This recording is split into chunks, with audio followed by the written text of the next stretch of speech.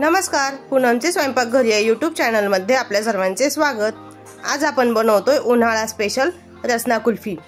त्याआधी जर चॅनलला सबस्क्राइब केलं नसेल तर चॅनलला सबस्क्राइब करा आणि व्हिडिओ आवडला तर लाईक आणि कमेंट्स करा।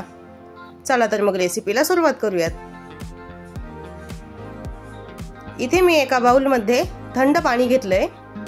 पाणी भरपूर जास्त प्रमाणात थंड घ्यायचे, त्यामुळे आपली कुल्फी पटकन सेट होते। साधारणपणे मी 250 ग्रॅम पाणी घेतले।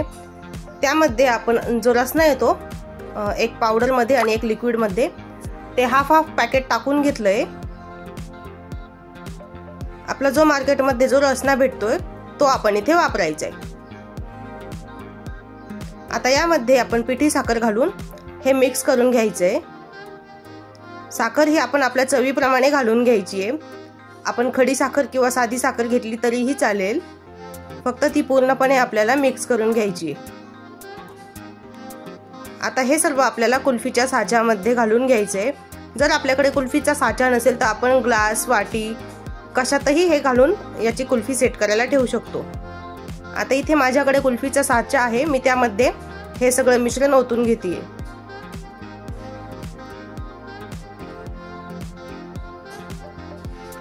आता आपल्याला हे ओव्हरनाईट साठी किंवा 8 ते 10 तासांसाठी सेट व्हायला ठेवायचे। हे आपल्याला डीप फ्रीजला सेट व्हायला ठेवायचे।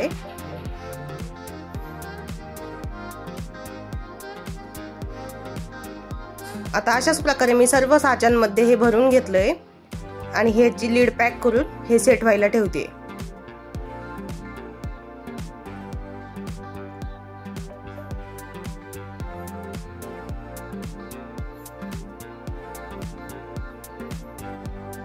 आता आपण बघूया दुसऱ्या दिवशी आपली कुल्फी कशी सेट झाली आहे। आधी मी 2 मिनिटे आधी हे कुल्फीचं मोल्ड बाहेर काढून ठेवलं होतं आणि 2 मिनिटांनंतर आता आपल्याला ही कुल्फी काढून घ्यायची आहे।